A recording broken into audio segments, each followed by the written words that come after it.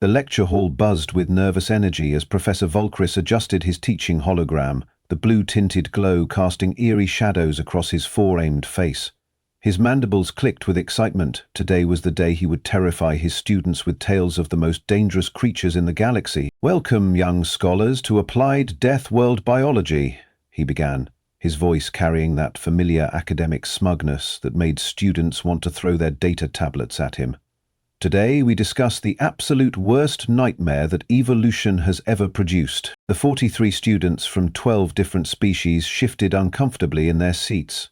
Well, 42 students shifted uncomfortably. The 43rd, a relatively small bipedal creature sitting in the back row, simply munched on what appeared to be some kind of wrapped food item. "Can anyone tell me," Professor Valkris continued, pacing dramatically, "what makes a creature truly dangerous? Toxins, claws, psychic abilities?"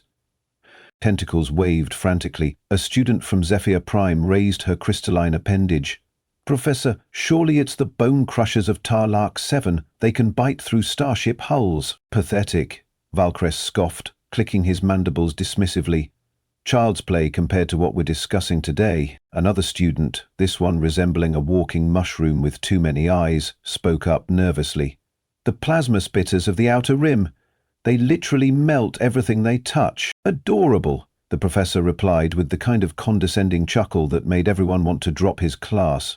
"But no, the creatures we're studying today make plasma spitters look like cuddly pets." The human in the back row, though none of the other students knew that's what she was, unwrapped another protein bar. Her name was Dakota Mills, and she was finding this entire lecture hilariously ironic. The wrapper crinkled loudly in the sudden silence. "Perhaps," Professor Valkris said, his voice dripping with theatrical dread, "we should discuss the death world itself first. Planet designation Terra 3. A world so hostile, so absolutely murderous, that every single life form that exists there has evolved specifically to kill everything else." Dakota nearly choked on her protein bar. Terra 3? They were talking about Earth? She managed to swallow without making a scene, though the Zephyrian student next to her gave her a concerned look. "This planet," the professor continued, activating a holographic display that showed a blue-green world, "orbits a star that bombards it with deadly radiation. The surface is covered in a corrosive substance they call water. It's so dangerous that it dissolves solid matter over time. The atmosphere contains explosive gases that can literally burn you alive." Dakota blinked. Okay, he wasn't wrong about the radiation part, but calling water corrosive was a bit much. And oxygen being described as explosive gas? Technically accurate, but the truly terrifying part, Valkris said, his voice dropping to a whisper that somehow carried across the entire lecture hall, is the apex predator. The creature that sits at the top of this nightmare food chain. Every student leaned forward except Dakota, who was now openly grinning. This was about to get interesting. They call themselves humans. The collective gasp from the students was satisfying enough that Valkris paused for dramatic effect. Dakota had to bite her lip to keep from laughing. "These creatures," he continued, "are persistence hunters. Do you know what that means? It means they literally chase their prey until the prey dies of exhaustion. They don't give up. They don't stop. They don't quit. They just keep coming like some kind of unstoppable nightmare." The mushroom-like student raised a nervous appendage. "Professor, surely that's not possible. Most prey animals are faster than their predators." "Excellent question, young sporing," Valkris replied, clicking his mandibles approvingly. "You're absolutely right. Most prey is faster. But here's the terrifying part. Humans don't need to be faster. They just need to be more determined." Dakota remembered her track team days in high school. Running the mile hadn't felt particularly terrifying at the time, but she supposed from a gazelle's perspective. "They have this ability," the professor continued, "to regulate their body temperature through liquid excretion. They literally leak coolant from their skin to prevent overheating. No other species in the galaxy has this adaptation." "Sweating," Dakota muttered under her breath. "It's called sweating." As Rephian student next to her, whose name tag read Lumina, whispered, "Did you say something?" "Just clearing my throat," Dakota replied quickly. Professor Valkris activated another hologram, this one showing a bipedal figure that looked suspiciously like Dakota herself. "But the persistence hunting is just the beginning. These creatures have evolved the most dangerous hunting tool in the galaxy, their brain. He tapped the hologram's head region with his pointer. This organ is so overdeveloped that it consumes nearly 20% of their entire energy intake. They've used it to create tools, weapons, and, most terrifyingly, tactics. Dakota thought about her calculus homework waiting back in her dorm room. Her overdeveloped brain was really struggling with that particular challenge. They've mastered fire, Valkyris continued, his voice rising with excitement. They've learned to work in coordinated groups. They've developed projectile weapons that can kill from incredible distances. But worst of all, they've learned to domesticate other Deathworld creatures to fight alongside them. Now Dakota was really trying not to laugh. She pictured Mr. Whiskers, her childhood tabby cat, as a fierce Deathworld ally. The cat had been afraid of vacuum cleaners and butterflies. The historical records, the professor said, pulling up data streams that floated in mid-air, show that these humans have been fighting wars continuously for their entire recorded history, not just against other species, against each other. They've turned warfare into an art form. Okay, that one was harder to argue with. Dakota had to admit humans did have a pretty impressive track record of creative violence. A student from the Rigel system, who looked like a cross between a spider and a computer, raised multiple limbs. Professor, surely you're exaggerating. No species could be that aggressive and still develop space travel. Ah, Webelix, that's where you're wrong, Valkyris replied with obvious delight. They didn't develop space travel despite their aggression. They developed it because of it. Their first ventures into space were attempts to gain military advantages over other humans. Dakota remembered learning about the space race in history class. The professor wasn't entirely wrong there either. And here's the most disturbing part, Valkyris said, lowering his voice again. They've now begun to spread beyond their Deathworld. Intelligence reports suggest they are actively seeking contact with other species. The entire class erupted in nervous chatter.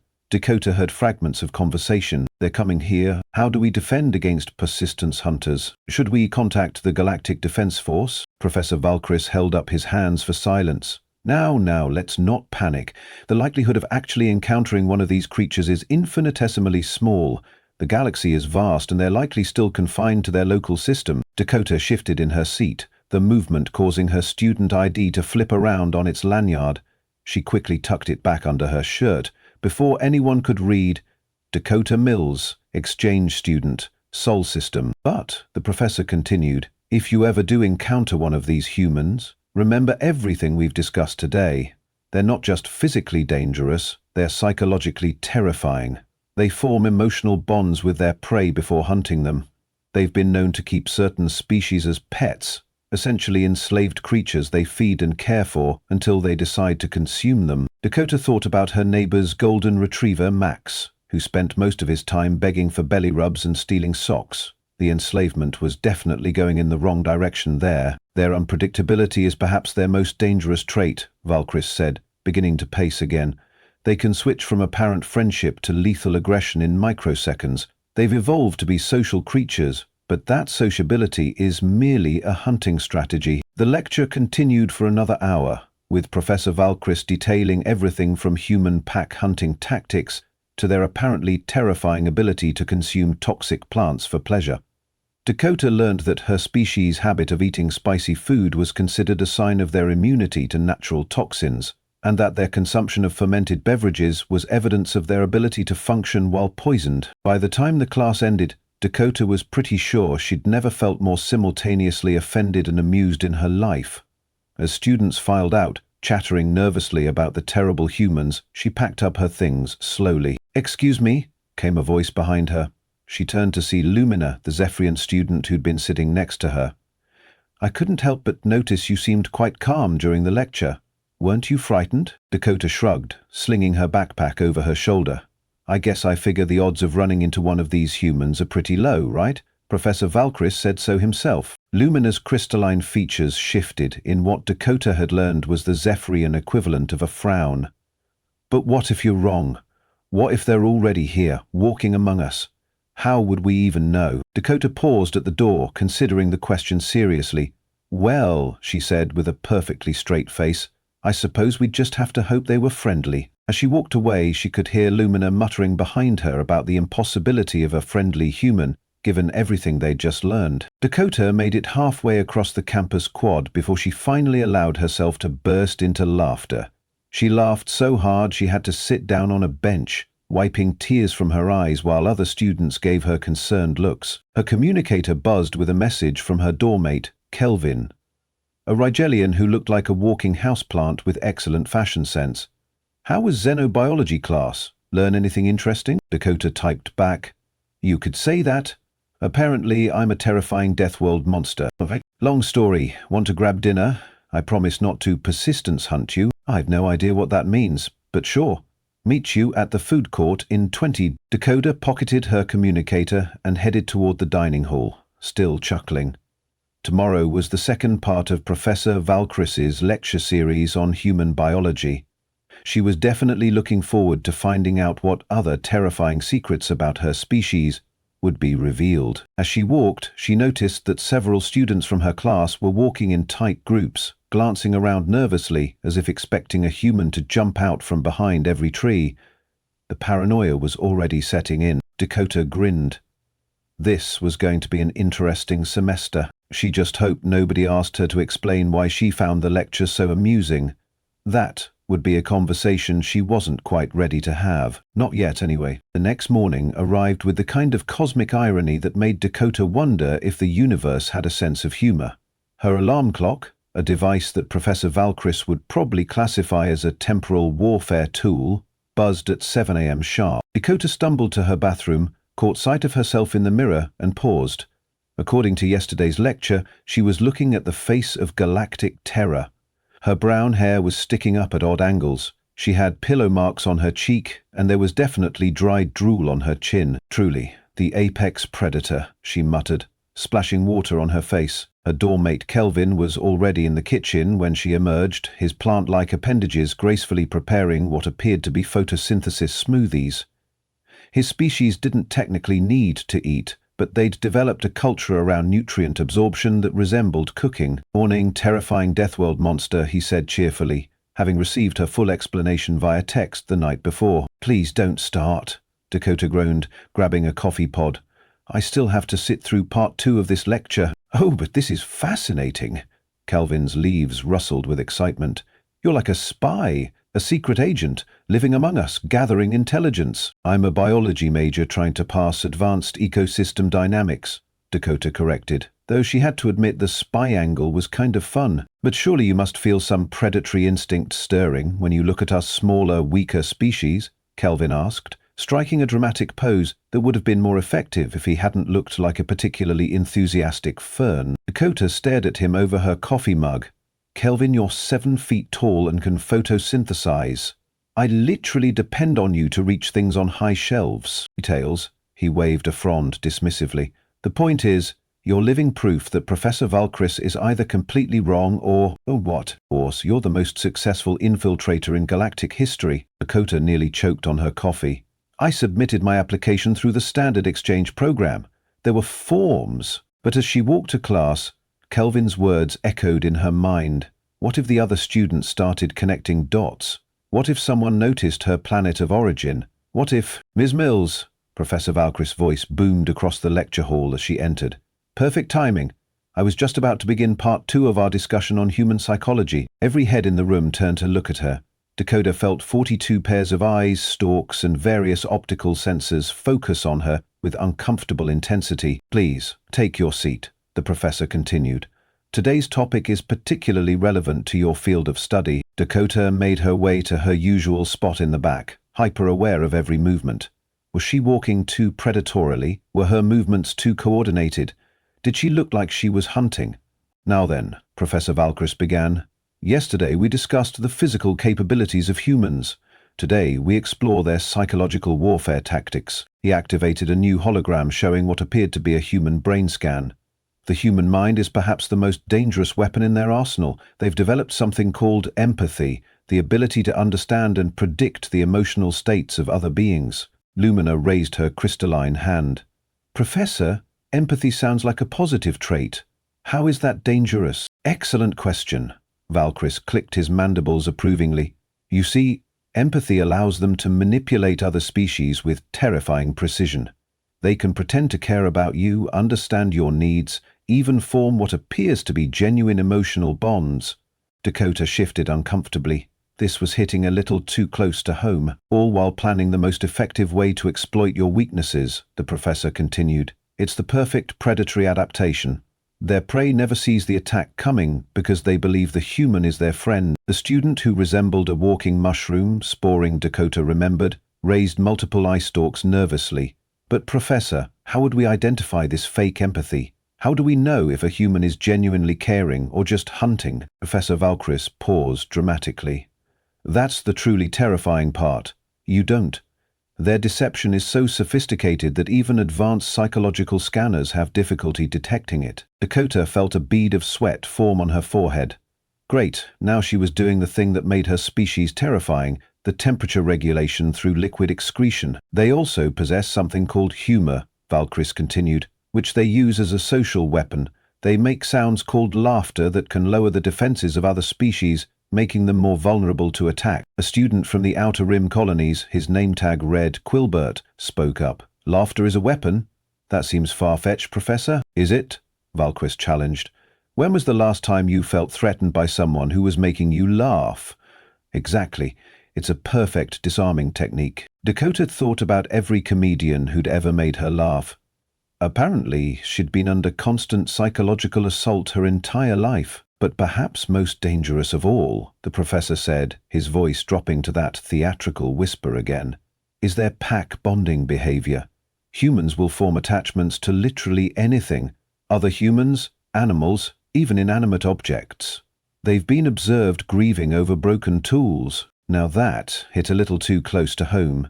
Dakota still mourned her first car, a beat-up Honda that had finally died during her sophomore year of high school. This pack bonding, Valkris continued, makes them incredibly unpredictable. A human might ignore threats to themselves, but become violently aggressive if something they've bonded with is threatened. They've been known to risk their lives for creatures they've known for mere days. Lumina leaned over to Dakota. That's actually kind of touching, isn't it? In a terrifying way. Dakota nodded, not trusting herself to speak.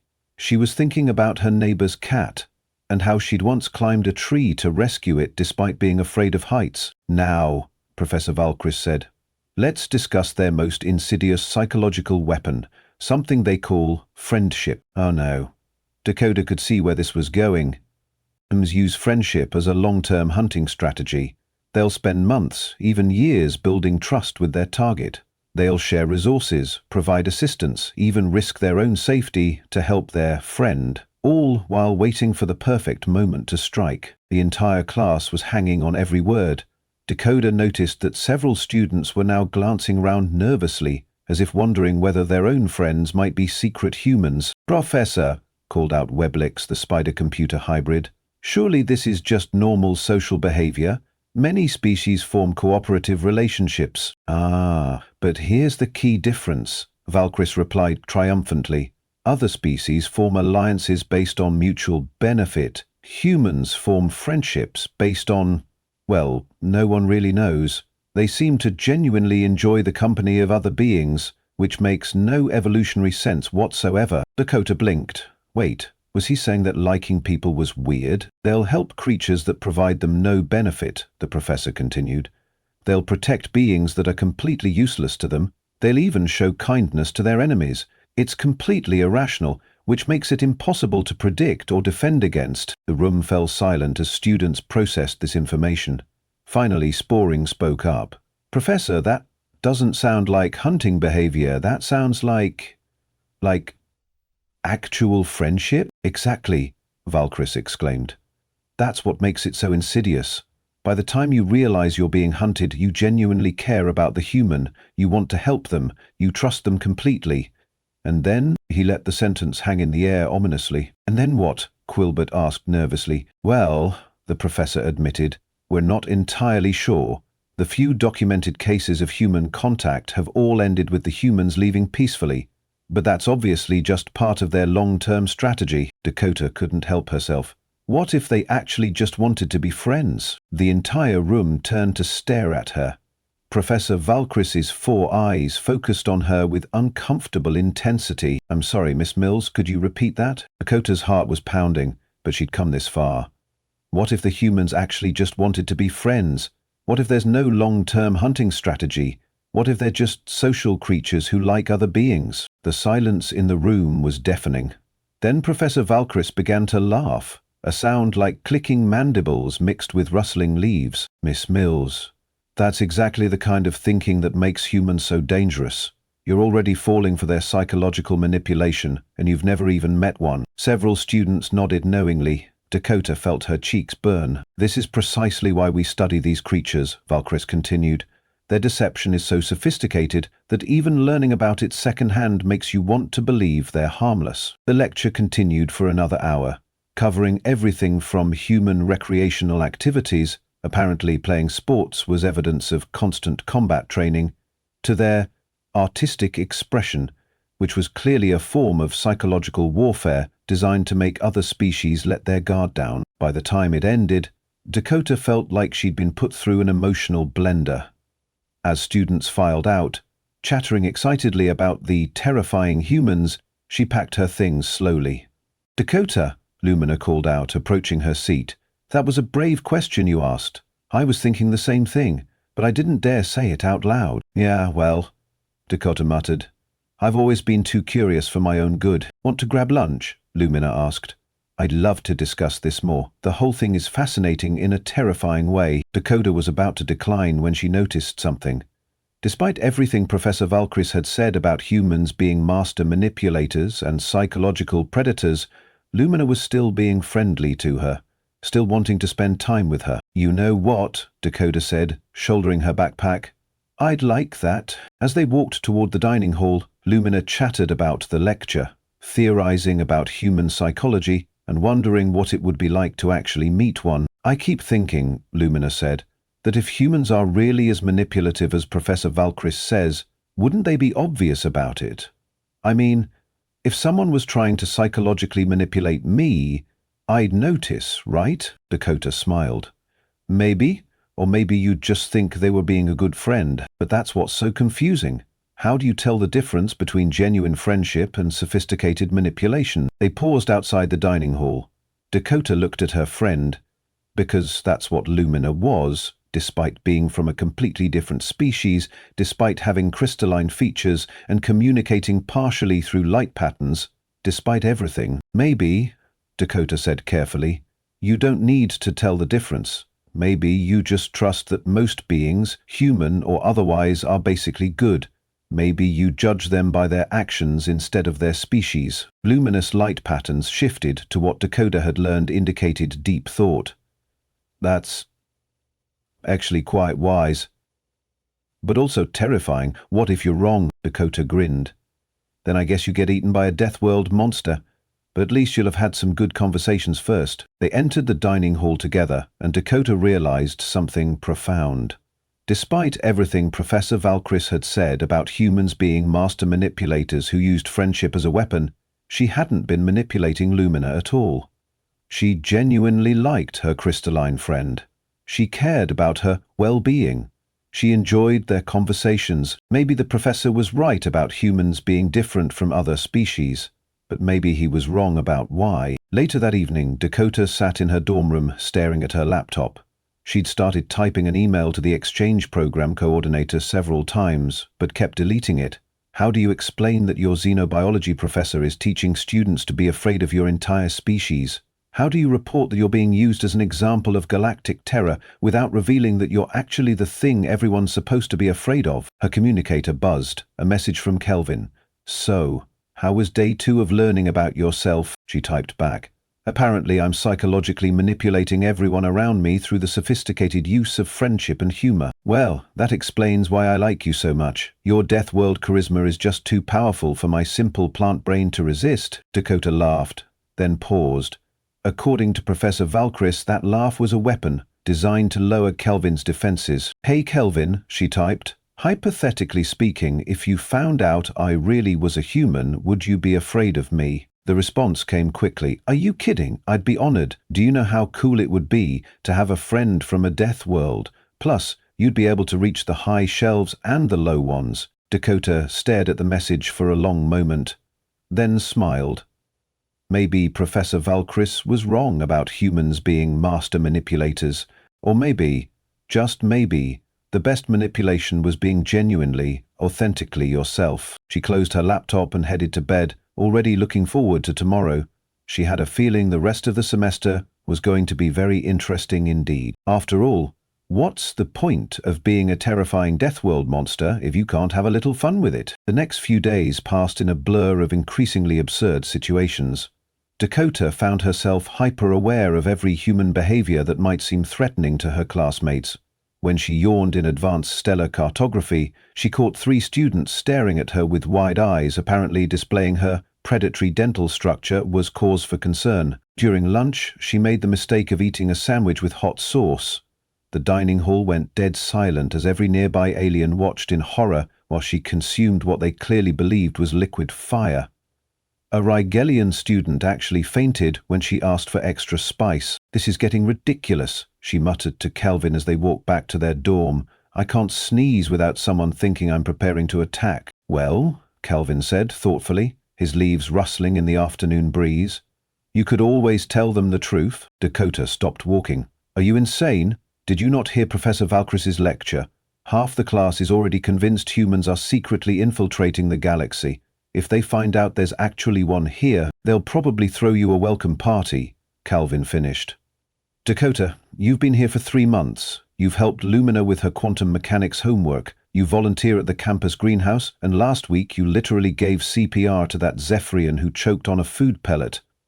If you're a terrifying predator, you're the worst one in galactic history." But Dakota's fears proved justified the very next day during Professor Valkyris's office hours. She'd gone to ask about her midterm project when she overheard him talking to another faculty member through his half-open door. "I'm telling you, Dr. Fleming, something's not right about that exchange student," Valkyris was saying, his mandibles clicking nervously. "She shows no fear during my lectures. She asks suspiciously insightful questions, and yesterday I saw her voluntarily consume capsaicin compounds." Dr. Fleming, whose species resembled a walking tree with too many branches, rustled thoughtfully. "You think she's had contact with humans?" "I think she might be one," Valkyris whispered.